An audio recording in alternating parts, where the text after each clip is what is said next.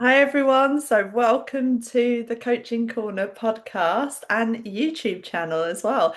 And if you're watching this on YouTube, you'll notice that I'm wearing the same jumper as I did this morning because we've recorded two episodes in one day. I was going to take it off and wear something else, but let's not pretend. We're just real human beings here. So I am so excited to be here with Chelsea.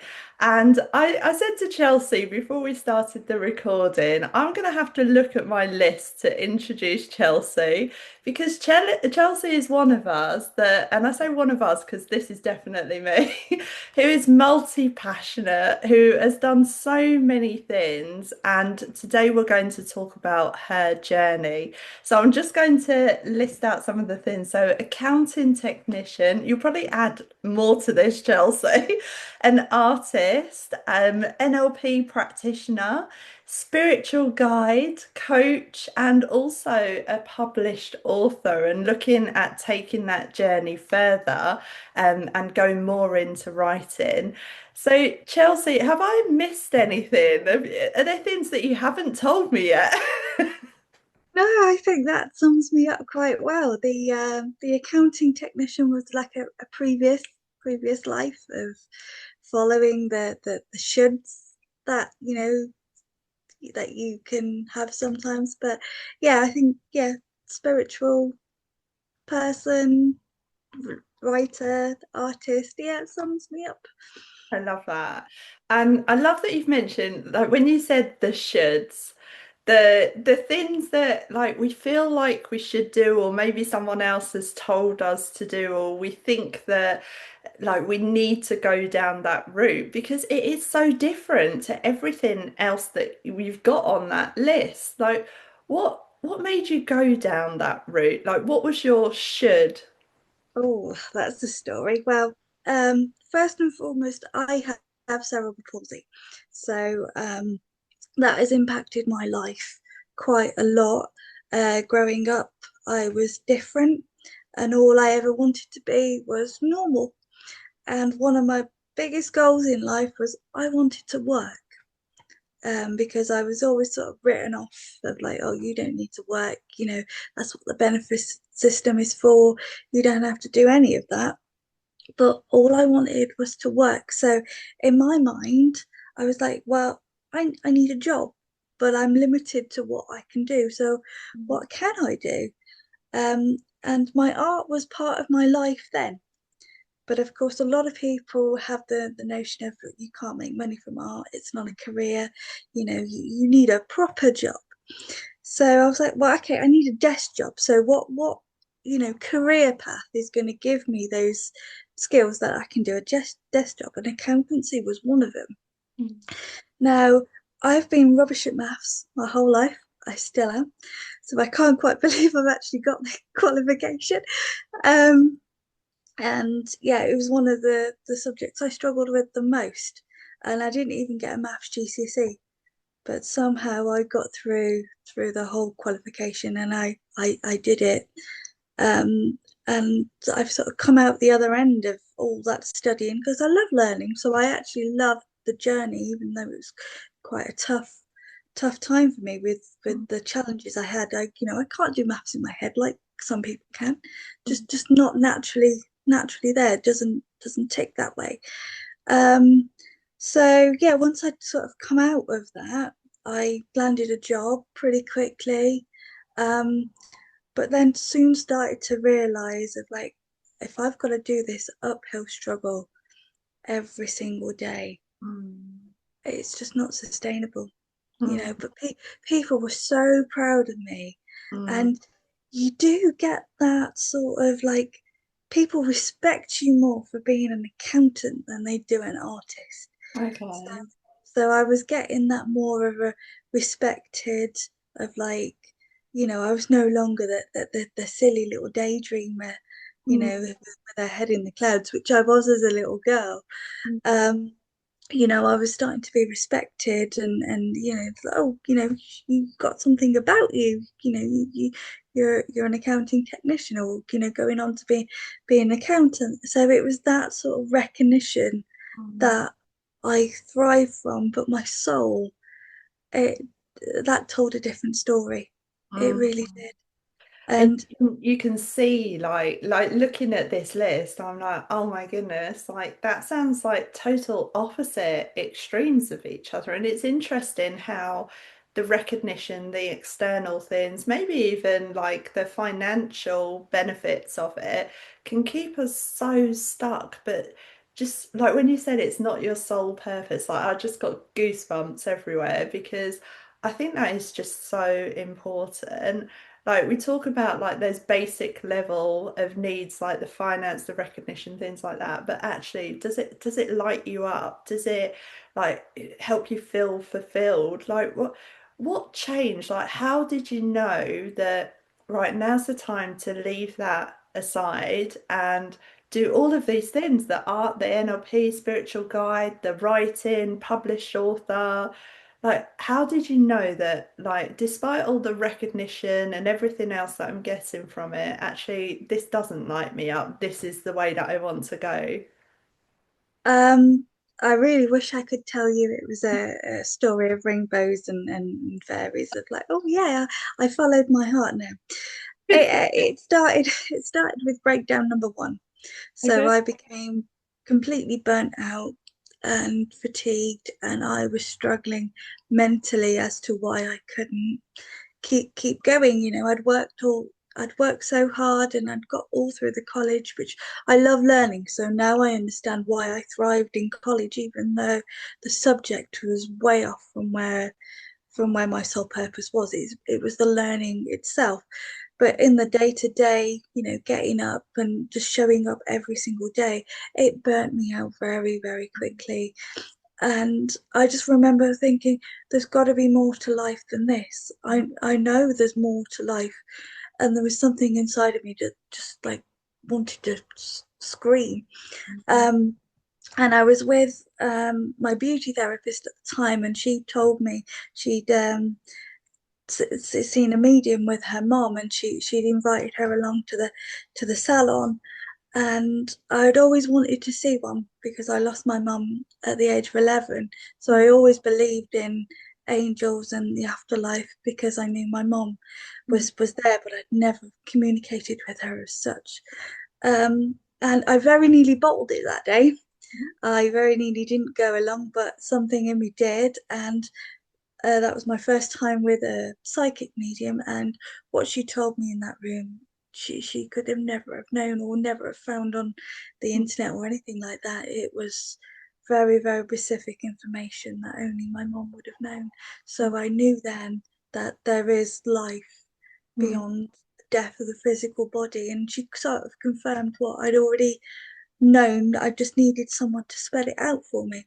So that was the start of my spiritual journey, and my spiritual awakening to sort of leave the corporate life and lead a more um, creative life, because the art was still part of my life then, and that call of just wanting to create and do my artwork and things like that, it was getting much, much stronger. And Mm. so yeah, it's kind of been like a mismatch of, healing's not linear, and that this life isn't linear. So all the different pieces came in at the right time when I needed it. And I trained as a psychic medium. I am a psychic medium now, and the events that unfolded from that, I couldn't make up if I tried. Mm. It started with an ex-boyfriend of mine reaching out to me on Instagram to say, like he was righting his wrongs, so to speak. Um, and we got talking again, and lo and behold, he was a psychic medium. Oh, And wow. I'm like, wow, okay, that's something I never expected him to find. And he's embraced that, and he's great at it. So I went to see him, and he did a reading on me, and he's like, "You could be you are a psychic medium, and you will be. You're a very good one, and in 2 years' time, you'll be doing this." I'm like, "Yeah, right." Yeah, I'm like, "That's not for me. You have to be chosen." Yeah. I knew I'd got healing abilities. I'd always had those, But I was like, I'm not a psychic, you have to be a chosen certain type of person, and he's like, no, no, you don't. And when I got home, I was in the Midlands at the time, and when I got home back in Cornwall, a few days later, I went for my Reiki healing, Yeah. and I spoke to my Reiki master at the time about what just happened, and he said to me, he's like, I don't usually sort of dive into what people should and shouldn't do, but he's like, you will make a very good psychic medium. And off the back of that, when I got home from that session, at the top of my Facebook page was a post about a psychic medium development circle Oh, at, at the place I did my art class. oh So wow. yeah, so I'm like, I really can't make this up if I tried. And I'm like, I get it, I get the message. So Yeah. I went along, and that's how I started my journey. And that's how I got into animal communication as well. I do psychic readings You never, with well, you told me little bits about that because I know that your artwork, there's a lot of it that is focused on animals. So when I like looked on your website, like your artwork is just like phenomenal. It's amazing. And when I looked at some of the animals, I did think because of your kind of spiritual background. Are those animals that are alive that people have like asked you to draw? Or are those animals that have passed and then people have asked you to draw them as like a memory of them? both. So yes, Okay. I've done both. I draw from people's photographs, because obviously I can get an image of the animal, but I Yeah. can't hold it. So, but I am able to tune in with the energy of the animal when I'm drawing it. So it really helps me bring the personality and the character to life, because I can get a feel for how the animal was or is, or and sort of like the little quirks that they have, which is really lovely to have that connection. Um, and I'm very grateful that I can do that as Mm. well. So Yeah. yeah, a lot of the commissions are past and present animals. Wow. And something you mentioned before, like just going back to what you said about your Reiki master, you mentioned that like he said that oh I'm not the type of person to like tell someone or like it's interesting because we've had this conversation before about like because you studied the NLP and the coaching side of things. Like how do you find that? Like the telling someone this is what's going to happen, this is like your future, if you like, versus the like helping someone come to their own realization. They're using the NLP, the coaching, that side of things. I know like we've had that conversation before of actually can you use both? Like can you combine both, or are they quite distinct and quite separate? I think it depends what the person is looking for.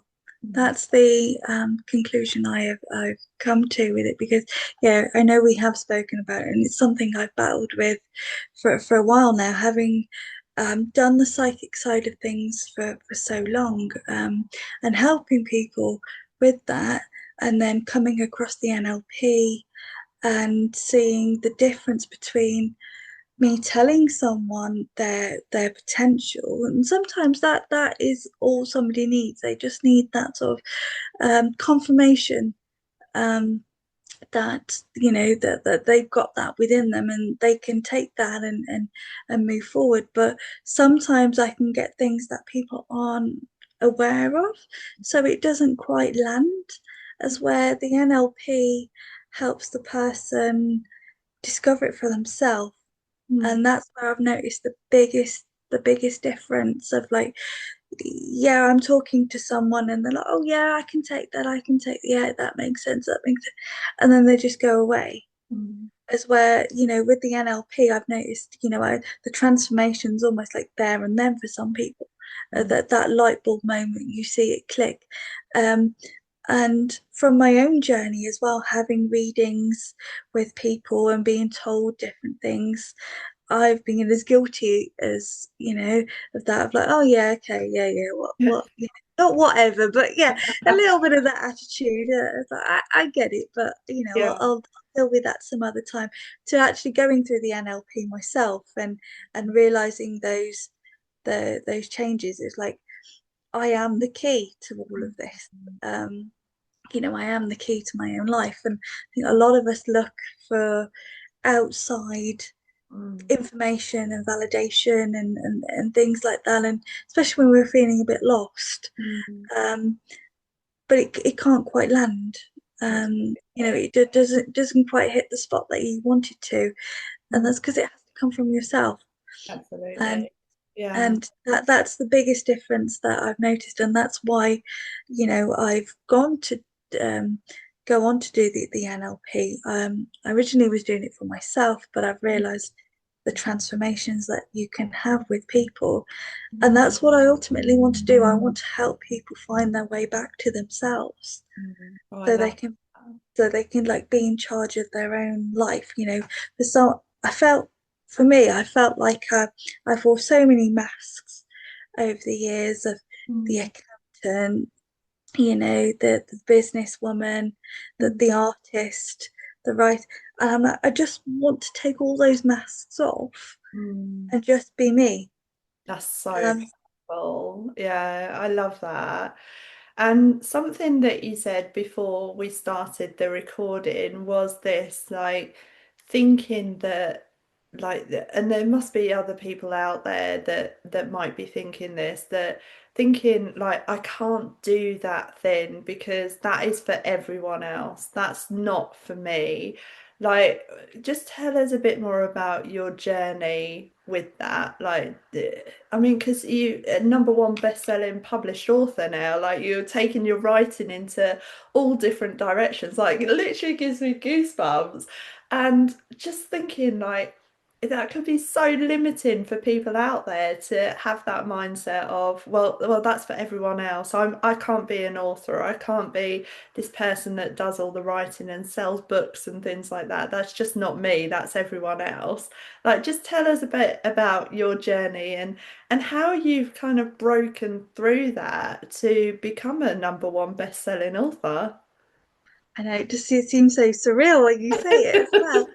So yeah, writing is like the newest string to my bow, so to speak, and it's one that I thought would never be open to me because I never allowed it.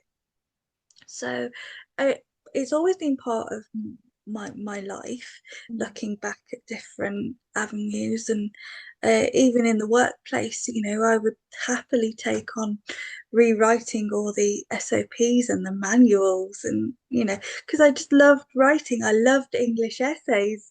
It's crazy to say that, like, but I did. I loved that, even though I struggled with grammar and spelling because of the cerebral palsy. It came with its cognitive, um, I don't want to say limitations because it's not challenges, you Yeah. know. So for many years, I was always a bit behind everybody else, where I should be in like comparison to the markers and everything. But with the technology has allowed me to be, I say, a member of society, you know, especially with AI as well now. Yeah. I definitely utilize that as a tool, Mm. and it has changed my life dramatically.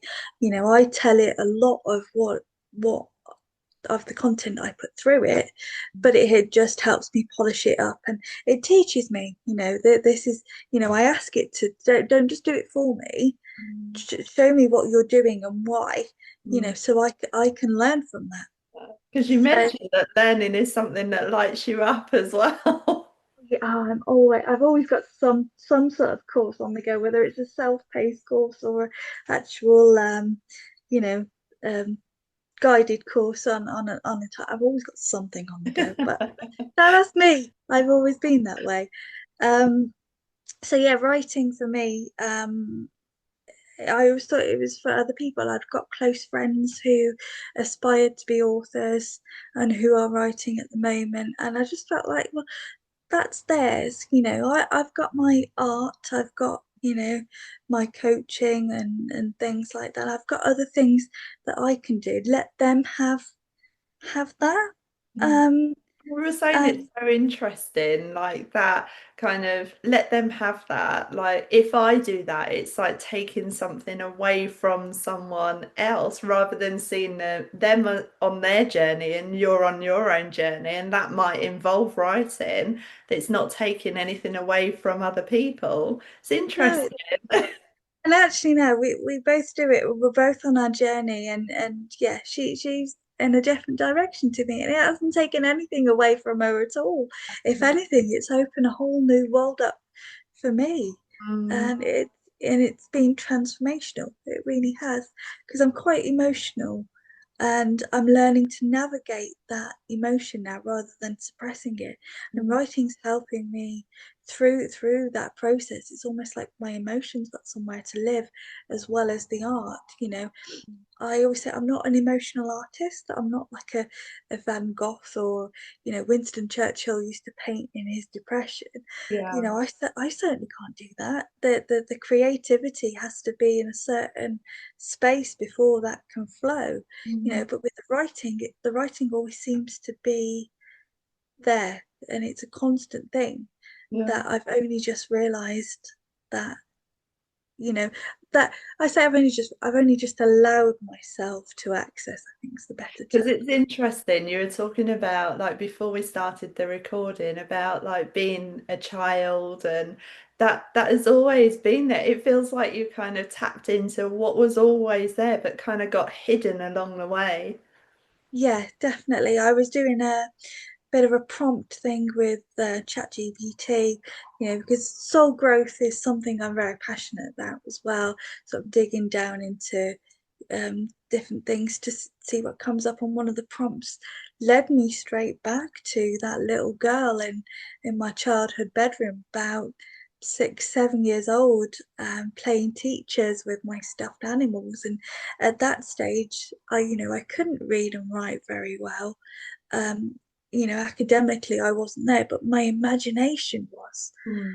Um, and I can remember not being able to read all these books I put out for my little stuffed animals. So I just made it up.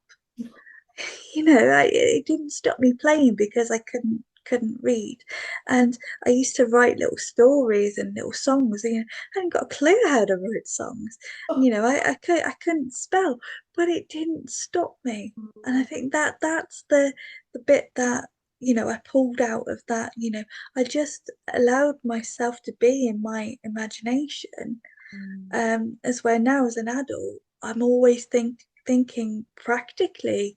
Mm. I'm not giving myself the space to be in my imagination anymore. But Mm. writing has allowed that to come back in I love and that. sit within that creative energy. And Yeah. I feel so much different when I do. It does feel like I'm all tingly, and I'm in a completely different space. But yeah, I do battle with the sort of the rational of like, oh, are you just avoiding doing something? I probably am, but actually, the energy, the imagination helps me create. Then it also helps me to get moving afterwards. That's So great. So it's what is next for you then? Like with all of these different like strings to your bow that you mentioned. I know you're going to do your NLP mastery, which will be amazing.